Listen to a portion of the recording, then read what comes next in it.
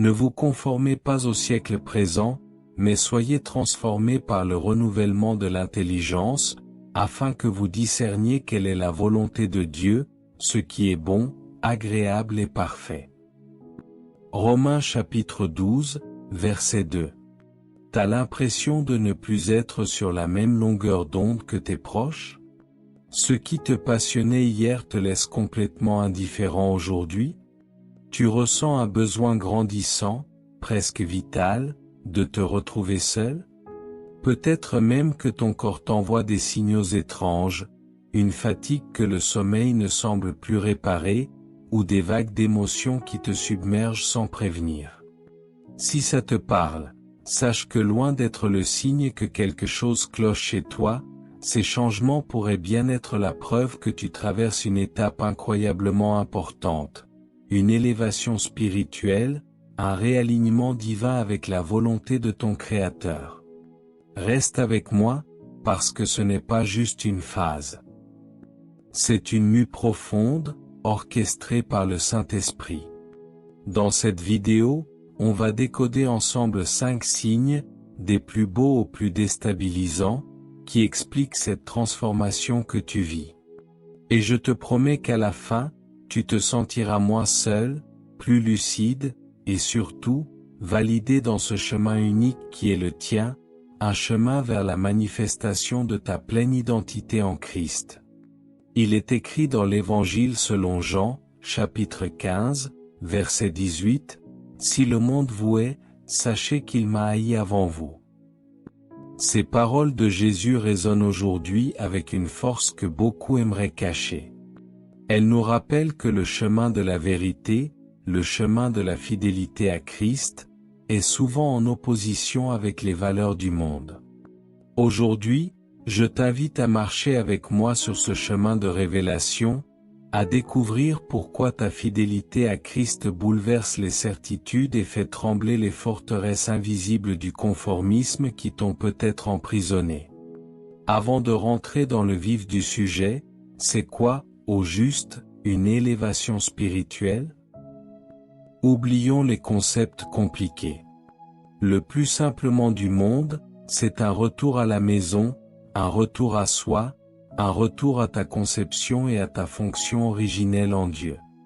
C'est ce moment où ton esprit, où ta conscience, commence à frapper un peu plus fort à la porte de ton quotidien pour te dire « Et il est temps.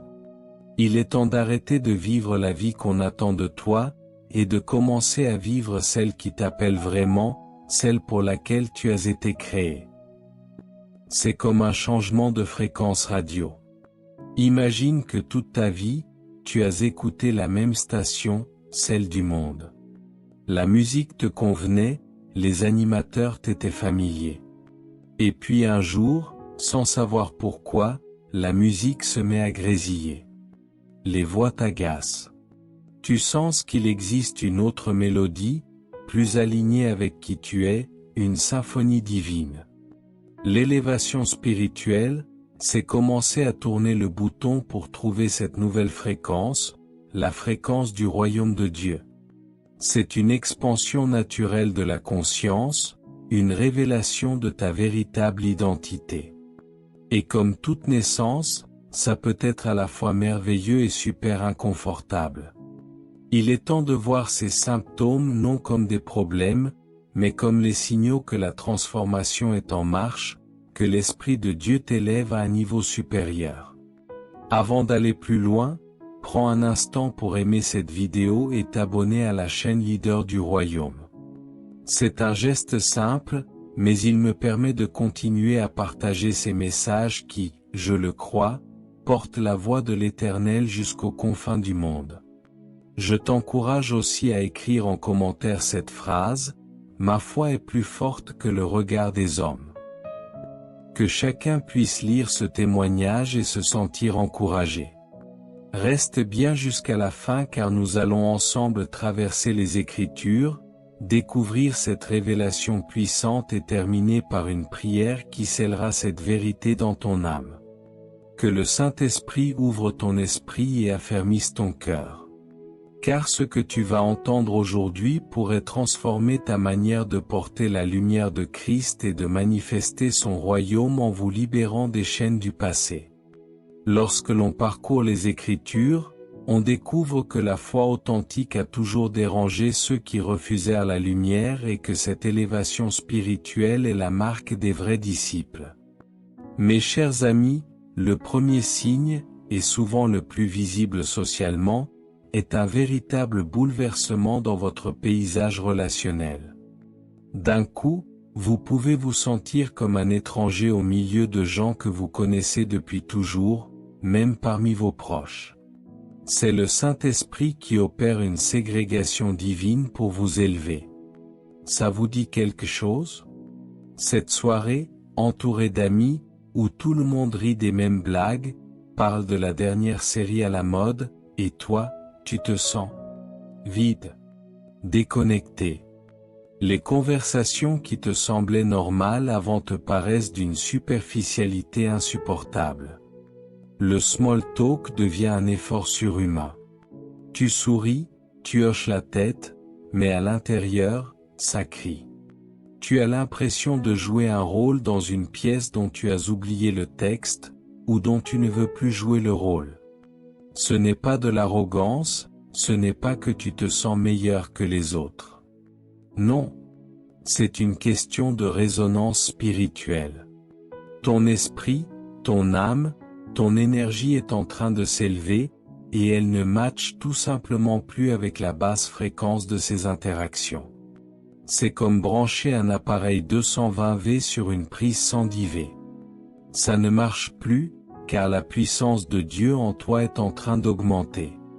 Ce décalage crée une solitude immense, même au milieu d'une foule, car la foule ne peut plus comprendre la fréquence à laquelle tu opères. Et donc, un besoin presque animal, divinement inspiré, de solitude fait surface. Avant, tu cherchais la compagnie, la validation externe. Maintenant, la solitude c'est ton sanctuaire, ton lieu de rencontre avec le Tout-Puissant. Ce n'est plus une punition, c'est une nécessité absolue pour ta croissance. C'est dans le silence que tu peux enfin respirer, que tu commences à t'entendre penser, à ressentir tes propres émotions, et surtout, à entendre la voix douce et puissante de l'Esprit de Dieu.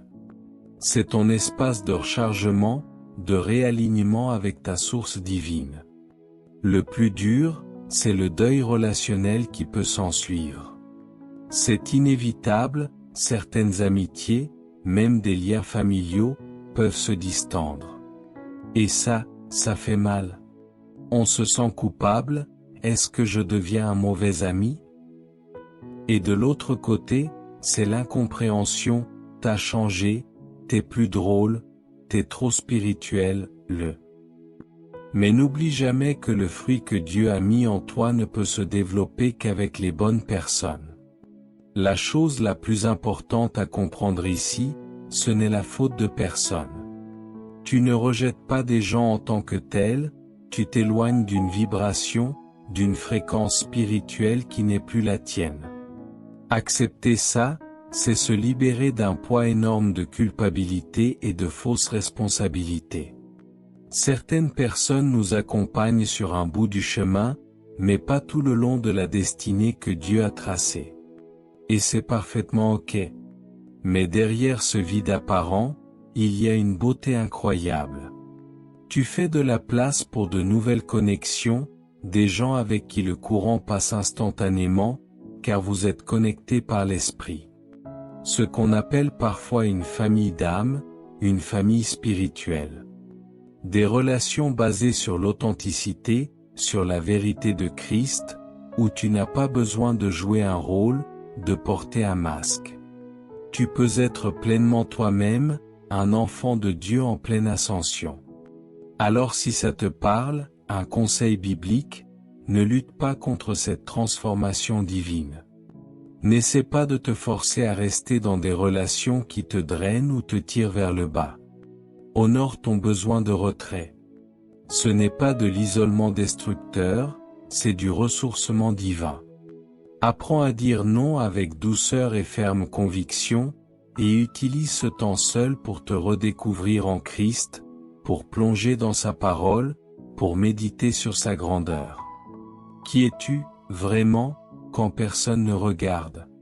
C'est le début de la rencontre la plus importante de ta vie, celle avec le Dieu qui t'a créé et avec la version la plus authentique de toi-même, celle que Dieu a toujours voulu. Même Jésus, le Fils de Dieu, avait un besoin impérieux de solitude pour se ressourcer et communiquer avec son Père. Lisez dans Marc chapitre 1, verset 35, vers le matin, comme il faisait encore très sombre, il se leva, sortit, et alla dans un lieu désert, où il pria. Et dans Luc chapitre 5, verset 16, et lui se retira dans les déserts, et priait. Jésus était constamment entouré de foules, de disciples, de malades. Pourtant, il comprenait l'importance vitale de se retirer dans la solitude pour se reconnecter avec la source de toute puissance et de toute sagesse. Ces moments de solitude n'étaient pas une fuite, mais un acte délibéré de ravitaillement spirituel. Il ne s'agissait pas de rejeter les gens, mais de se préserver pour mieux les servir ensuite. C'est dans le secret de ces moments de solitude que sa puissance était renouvelée, sa vision affinée, et sa mission clarifiée. Si le Maître avait besoin de cette solitude pour son élévation et son ministère, combien plus en avons-nous besoin, nous qui sommes ses disciples? Mes chers amis, le besoin de solitude est un signe que votre esprit cherche une connexion plus profonde avec le divin, loin des distractions du monde. C'est la nature de votre âme qui cherche à s'élever. Ne manquez pas les 4 autres vérités qui vont transformer votre compréhension de cette élévation.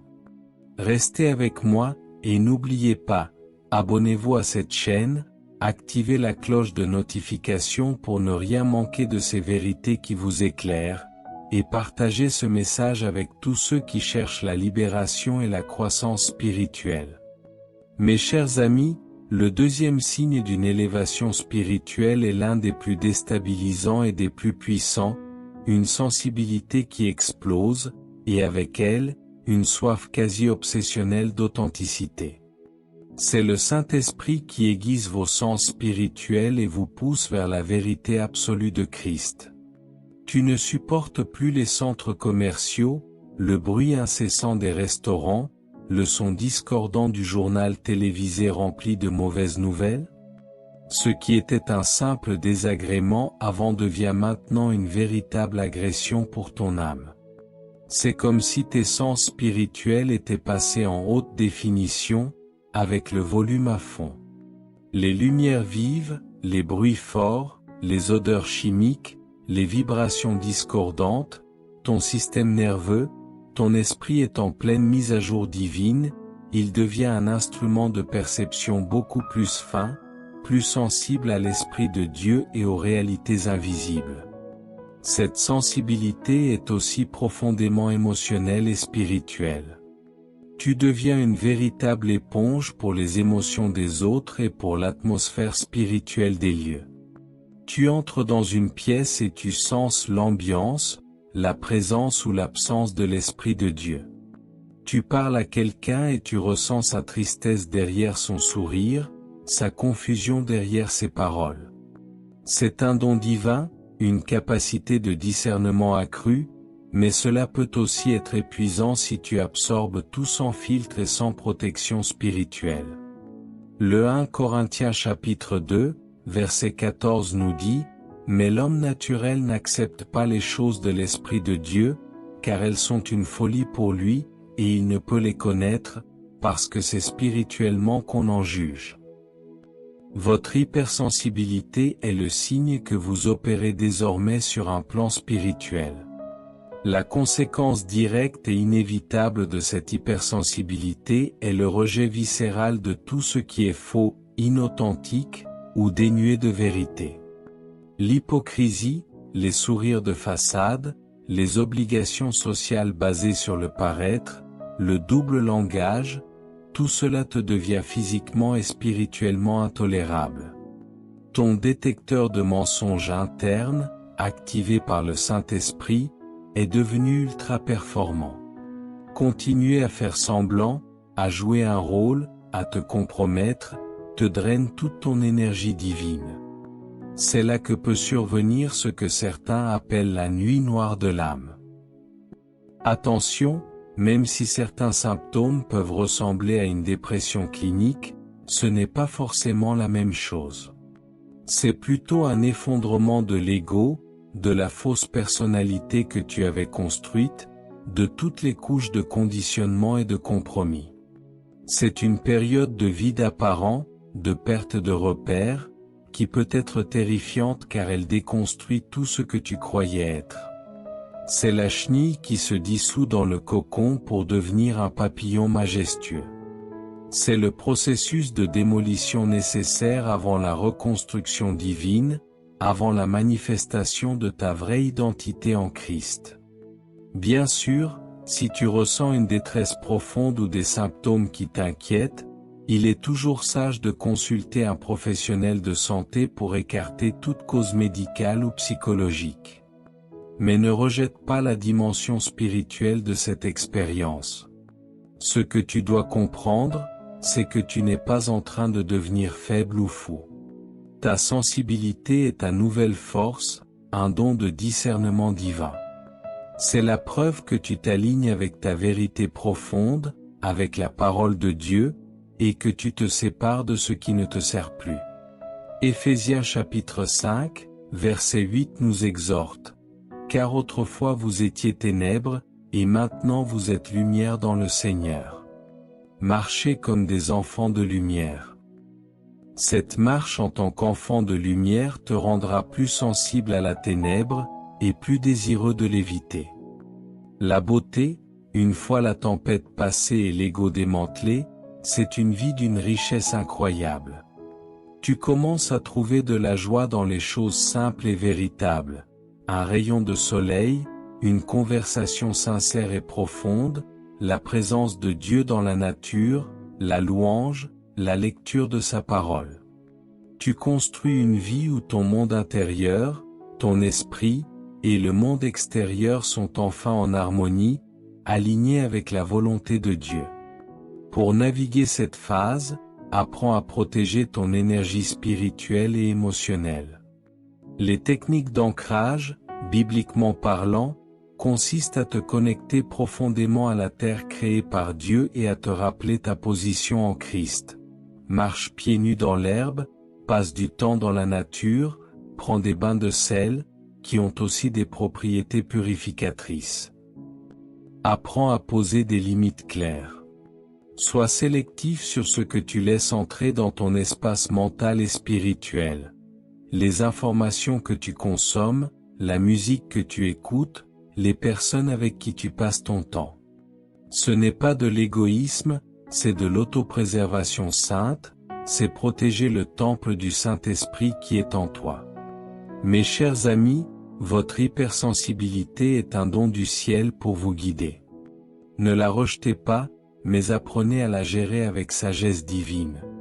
Restez connectés, car les révélations continuent. N'oubliez pas, abonnez-vous à cette chaîne, activez la cloche de notification pour ne manquer aucune vérité transformatrice, et partagez ce message avec tous ceux qui sont sur ce chemin d'élévation. Mes chers amis, le troisième signe d'une élévation spirituelle vient secouer les fondations même de votre vie.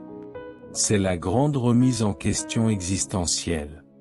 Ce moment où vous vous levez un matin, vous regardez votre vie, cette vie que vous avez mis des années à construire, qui coche peut-être toutes les bonnes cases selon les standards du monde, où une question résonne, lancinante, tout ça, pourquoi? À quoi bon? Tu as peut-être le bon emploi, la belle maison, la relation stable, le compte en banque bien garni, et pourtant, un sentiment de vide t'envahit. Ce qui te motivait auparavant, la reconnaissance, le prestige, l'accumulation de biens te semble soudainement fade, creux, sans substance. Tu as joué le jeu du monde, tu as peut-être même gagné selon leurs règles, et tu découvres que le trophée que tu as tant désiré est vide, sans âme, sans valeur éternelle. C'est déroutant, parce que logiquement, selon la logique du monde, tu devrais être heureux, comblé. La culpabilité s'installe, de quoi je me plains? Je devrais être reconnaissant. Mais ce n'est pas ta tête, ce n'est pas ton intellect limité qui parle, c'est ton âme immortelle, ton esprit, qui crie. Elle te dit que la définition du succès que tu as poursuivi n'était pas la tienne, celle que Dieu a conçue pour toi. C'était une définition extérieure, imposée par la société, par les attentes familiales, par le système. Maintenant, tu aspires à une vie basée sur l'être, sur ta véritable identité et fonction en Christ. C'est un peu ce qu'évoquait le psychologue Abraham Maslow. Une fois nos besoins de base comblés, on aspire à l'accomplissement de soi. Dans ses travaux plus tardifs, il a même parlé d'un besoin de transcendance, de se connecter à plus grand que soi. Toi, enfant de Dieu, tu es en train d'arriver à cet étage divin, le niveau où tu cherches le sens et le but de ton existence en Christ. Le Ecclésiaste chapitre 1, verset 2 déclare, « Vanité des vanités, dit l'Ecclésiaste, vanité des vanités, tout est vanité. » Cette sagesse ancienne met en lumière la vacuité de toutes les entreprises humaines déconnectées de Dieu. Tu es en train de vivre cette vérité, de comprendre que la vraie richesse et le vrai sens ne se trouvent pas dans l'accumulation matérielle, mais dans ta relation avec le Créateur et la découverte de ta destinée divine. Ce qui fait peur, mes amis, c'est l'idée de devoir tout plaquer, de faire table rase. Quitter cet emploi qui te maintient dans la sécurité mais te consume, remettre en question cette relation qui ne t'épanouit plus, abandonner des habitudes confortables mais stériles, c'est le grand saut dans le vide de l'inconnu. Ton ego, qui adore la sécurité et le connu, va tout faire pour te garder dans cette prison dorée, même si elle est devenue un fardeau. Ressentir cette peur est tout à fait normal. Questionner le sens de sa vie n'est pas un signe d'échec ou de faiblesse, c'est le signe d'un réveil spirituel profond. Ce vide que tu ressens n'est pas un néant désespérant, c'est une terre fertile prête à être semée des graines de ta destinée divine. C'est le moment de chercher le plan original de Dieu pour ta vie. La beauté de ce signe, mes amis, c'est la libération absolue qu'il offre. C'est la permission que tu te donnes enfin de redéfinir la vie selon tes propres termes, selon les termes de ton Créateur. Qu'est-ce que le succès veut dire pour TOI, selon la parole de Dieu? C'est l'invitation divine à devenir l'architecte de ta propre vie, avec Dieu comme maître d'œuvre. Pour traverser cette phase avec succès, un outil puissant est le journaling spirituel. Pose-toi des questions profondes, sans pression, devant Dieu. Si l'argent n'était pas un enjeu, je ferais quoi pour le royaume de Dieu?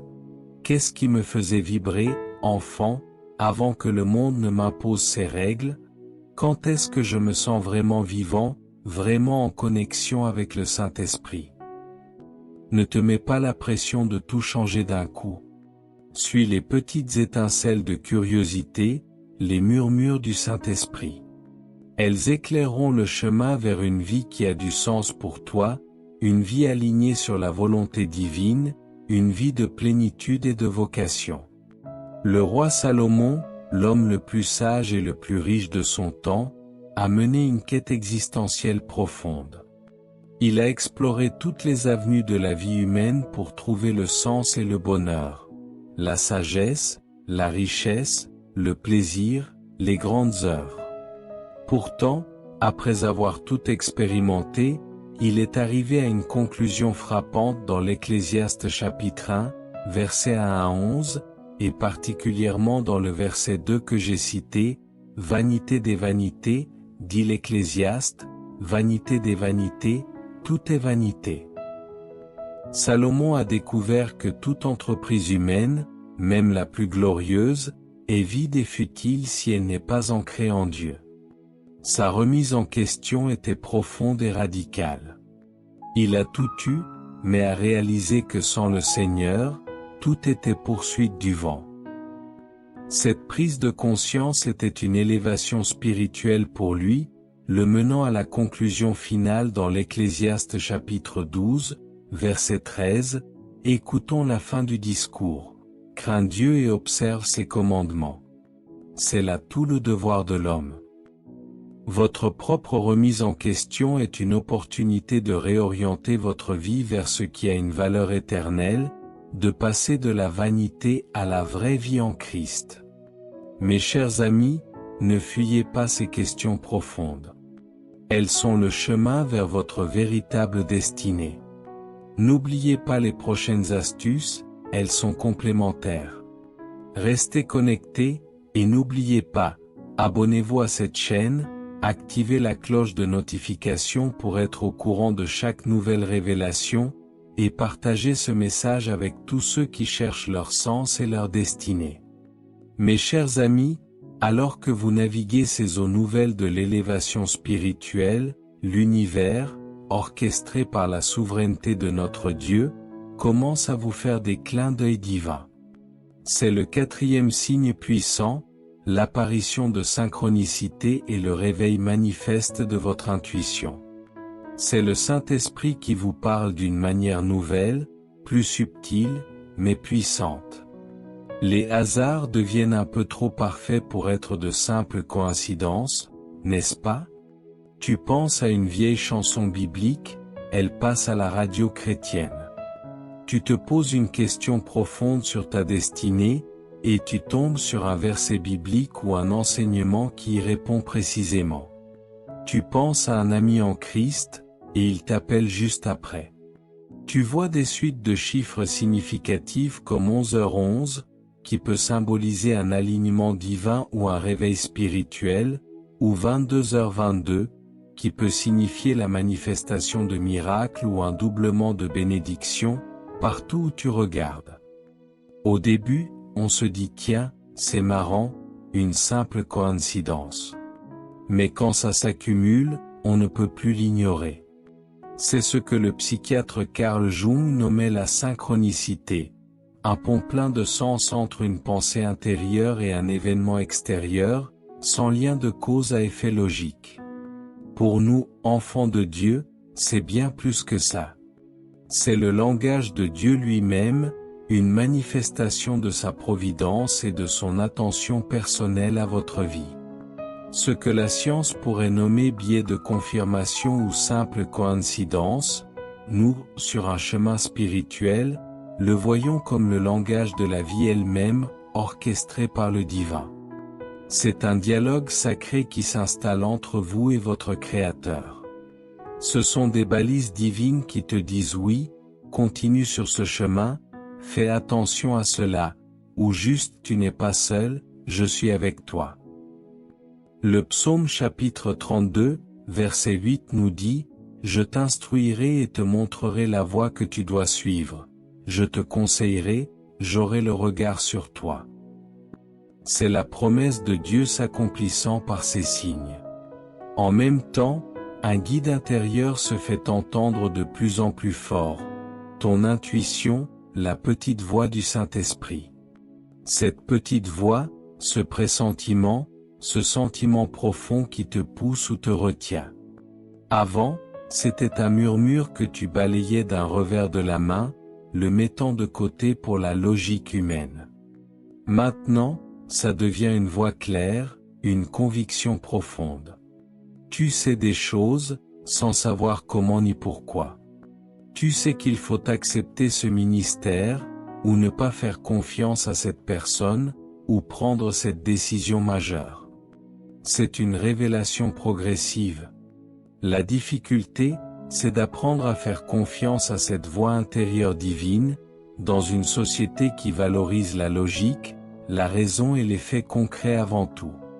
On peut se sentir ridicule ou se demander si on invente tout, si ce n'est pas notre imagination. La clé est de comprendre que tu développes un nouveau sens spirituel, un discernement divin.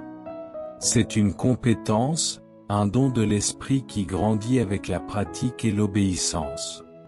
L'intuition spirituelle, c'est la voix de ton âme, connectée à l'Esprit de Dieu, qui cherche à te guider selon sa parfaite volonté. Proverbes chapitre 3, versets 5 à 6 nous exhorte: confie-toi en l'Éternel de tout ton cœur, et ne t'appuie pas sur ta sagesse. Reconnais-le dans toutes tes voies, et il aplanira tes sentiers. L'intuition est souvent la première manifestation de l'esprit aplanissant tes sentiers. La beauté de ce signe, mes amis, c'est qu'il transforme radicalement ta relation à la vie et à Dieu. Tu passes du besoin de tout contrôler par ta propre force à une sorte de danse sacrée, de collaboration divine avec l'existence. Tu apprends à lâcher prise, à te soumettre à la direction du Saint-Esprit, et à faire confiance au courant divin, en sachant que des indices, des confirmations te seront donnés. La vie devient une aventure magique, remplie de la présence et de la guidance de Dieu. Un conseil pratique pour cultiver cela: tiens un journal de synchronicité et d'intuition. Note ces hasards étranges, tes pressentiments, tes savoirs intérieurs, et observe ce qui se passe. Le relire plus tard te donnera la preuve irréfutable que tu n'inventes rien et renforcera ta confiance en ta propre guidance divine. L'apôtre Paul, en plein ministère, a été guidé de manière surnaturelle par le Saint-Esprit. Son voyage missionnaire n'était pas dicté par sa seule logique ou ses préférences. Dans Actes chapitre 16, versets 6 à 10, nous lisons: ayant traversé la Phrygie et la Galatie, le Saint-Esprit les empêcha d'annoncer la parole en Asie. Arrivés près de la Mysie, ils se disposaient à entrer en Bithynie, mais l'Esprit de Jésus ne le leur permit pas. Ils passèrent alors par la Mysie, descendirent à Troie. Pendant la nuit, Paul eut une vision. Un Macédonien l'y apparut, debout, le suppliant et disant: passe en Macédoine, aide-nous. Dès que Paul eut cette vision, nous cherchâmes aussitôt à partir pour la Macédoine, concluant que le Seigneur nous appelait à y annoncer la bonne nouvelle. Paul n'a pas compris logiquement pourquoi il ne pouvait pas aller en Asie ou en Bithynie. C'était une intuition, une interdiction de l'esprit. Mais il a fait confiance. Et cette confiance l'a conduit à une vision claire, une synchronicité divine, qui l'a orienté vers la Macédoine, ouvrant ainsi la voie à l'Évangile en Europe. Son ministère était rempli de ces moments où l'intuition et les synchronicités, visions, rêves, paroles prophétiques, le guidaient de manière surnaturelle.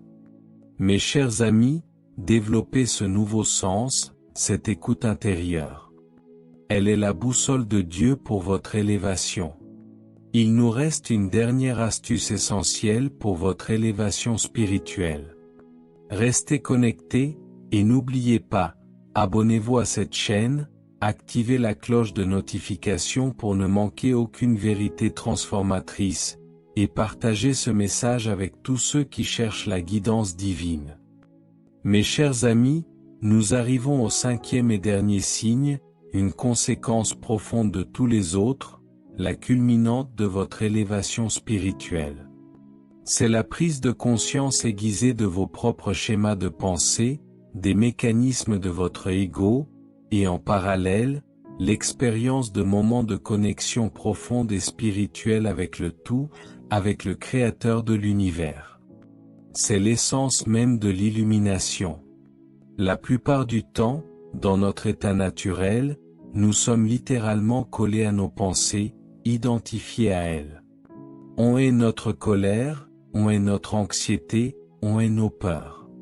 Ce signe apparaît quand un espace divin se crée entre toi, ton véritable esprit, et tes pensées, les manifestations de ton ego. Tu deviens alors l'observateur de ton propre esprit, un témoin détaché, une conscience pure qui observe le théâtre de tes pensées sans s'y identifier. Ça t'est déjà arrivé?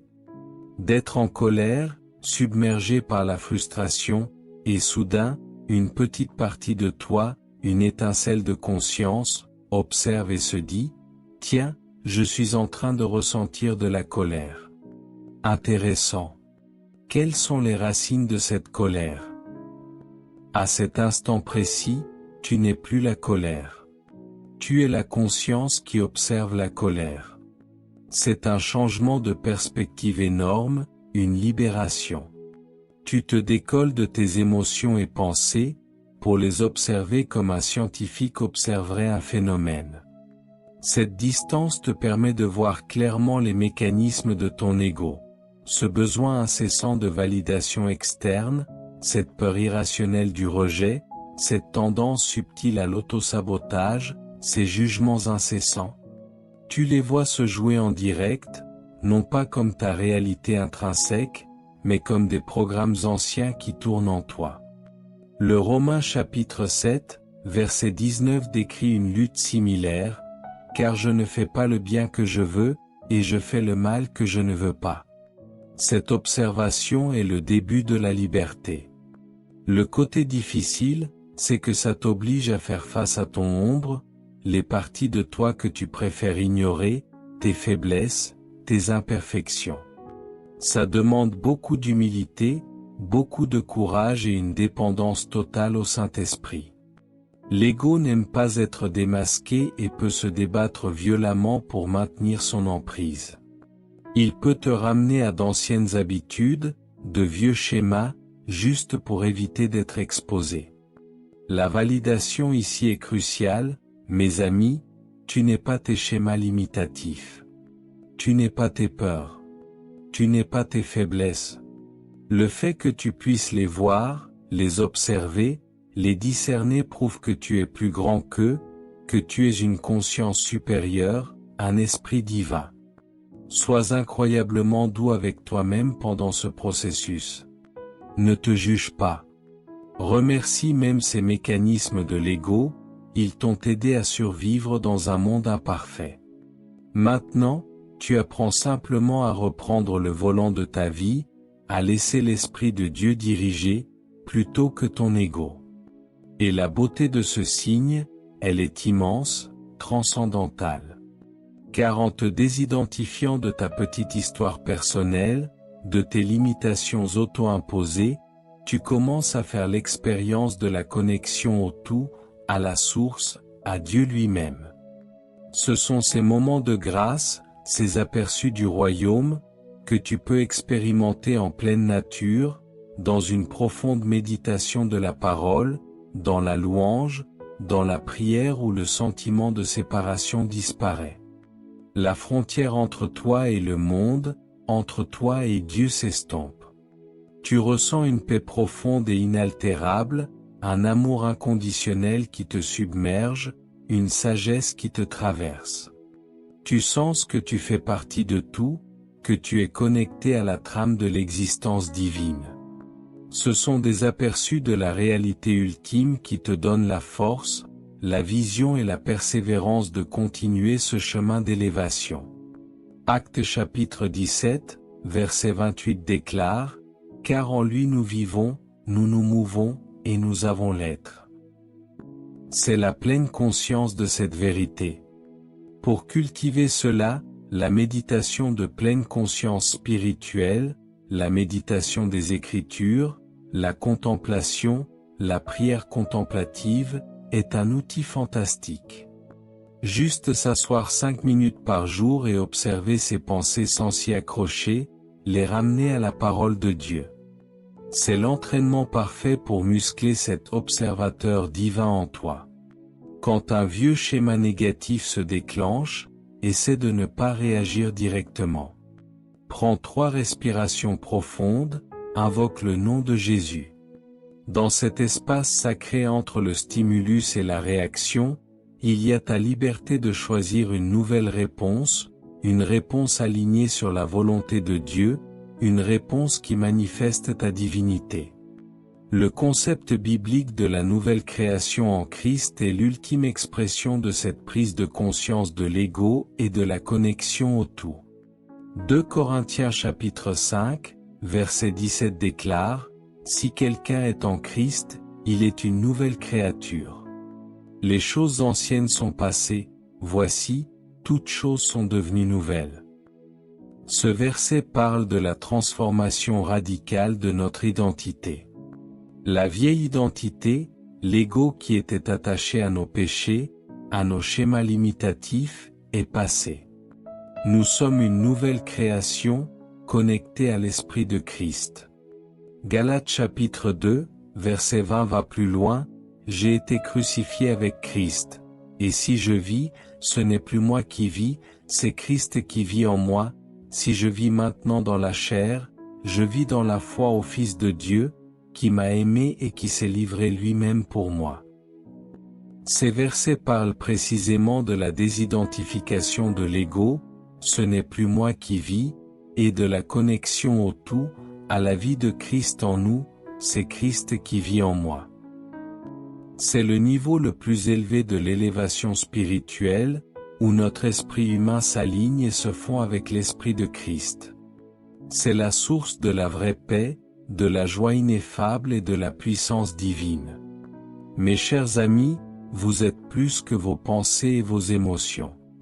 Vous êtes des êtres spirituels ayant une expérience humaine. Embrassez cette vérité. Mes bien-aimés, nous venons de parcourir ensemble 5 signes indéniables d'une élévation spirituelle profonde. 1. Le chamboulement de vos relations et votre besoin de solitude pour vous reconnecter à la source divine. 2. L'hypersensibilité et la quête radicale d'authenticité, vous poussant vers la vérité de Christ. 3. La remise en question existentielle qui vous libère des définitions mondaines du succès pour embrasser votre destinée divine. 4. L'apparition de synchronicité divine et le réveil de votre intuition, la voix du Saint-Esprit en vous. 5. La conscience de votre ego et la merveilleuse expérience de la connexion au tout, la vie de Christ en vous. Peut-être que tu te reconnais dans un seul signe, ou dans tous. Rappelle-toi, c'est un processus unique pour chacun, ce n'est pas une simple checklist à cocher.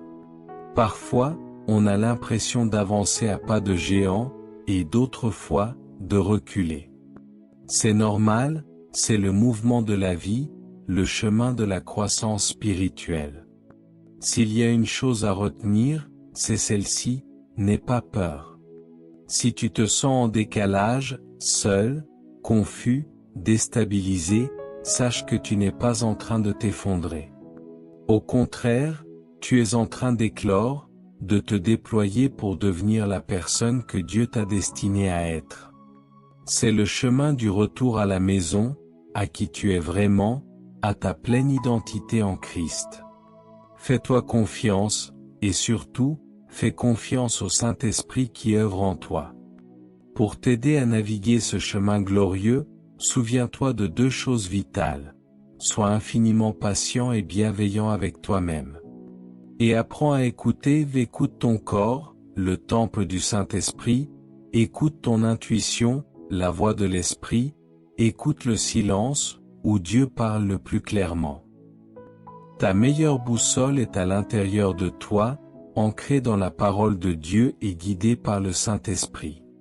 Maintenant, c'est à toi, mon ami. Ce chemin peut paraître solitaire par moments, mais nous sommes des millions à le parcourir, tous appelés à l'élévation en Christ. Pour qu'on se sente connecté et s'encourager mutuellement, j'aimerais t'inviter à partager dans les commentaires. Quel est le signe qui te parle le plus en ce moment? Le fait de lire les expériences des autres est un baume incroyable, ça nous rappelle que ce que nous vivons est réel et partagé, et que nous sommes tous une partie du corps de Christ. Si cette vidéo t'a apporté un peu de clarté ou de réconfort, le meilleur moyen de me soutenir et d'aider d'autres personnes à la trouver, c'est de laisser un pouce en l'air. Et si le cœur t'en dit, Abonne-toi à cette chaîne pour qu'on continue ce chemin d'exploration spirituelle ensemble, vers la plénitude de notre destinée en Christ. Merci pour ta présence et ton courage. Prends bien soin de toi, car tu es précieux, aux yeux de Dieu. Amen. Maintenant, inclinons nos cœurs pour une prière qui scellera ces vérités et amplifiera votre élévation. Père céleste, nous te remercions pour ta parole qui est esprit et vie, et pour ton esprit qui nous guide dans toute vérité. Nous reconnaissons et acceptons humblement ces signes d'élévation que tu opères en nous. Nous te demandons de fortifier notre esprit, d'aiguiser notre discernement, et de nous donner le courage de lâcher prise sur tout ce qui n'est pas de toi. Que nos relations soient purifiées, que notre hypersensibilité devienne un don pour ton royaume, que nos remises en question nous mènent plus profondément en toi. Accrois nos synchronicités et affine notre intuition pour que nous soyons parfaitement alignés avec ta volonté. Et surtout, révèle-nous la pleine conscience de qui nous sommes en Christ, au-delà de notre ego. Nous déclarons que nous sommes des nouvelles créations, élevées à un niveau supérieur pour manifester ta gloire sur la terre. Au nom puissant de Jésus-Christ, Amen. Que la puissance de cette parole et l'onction du Saint-Esprit vous accompagnent chaque jour, chaque heure, chaque minute de votre vie. N'oubliez jamais, mes amis, vous êtes appelés à l'élévation, à la transformation, et à la manifestation de la gloire de Dieu. Allez-y et manifestez. C'est votre temps. C'est votre saison. Nous aimerions vous donner l'opportunité de faire de Jésus le Seigneur de votre vie. Si vous voulez naître de nouveau, faites cette prière avec nous. Père céleste, je reconnais que je suis un pécheur et que mes paroles ont parfois été une source de mal plutôt que de bien. Je crois que Jésus-Christ est ton Fils unique, qu'il est mort sur la croix pour mes péchés et qu'il est ressuscité pour me donner une vie nouvelle. Je me repens de mes péchés et je te demande pardon.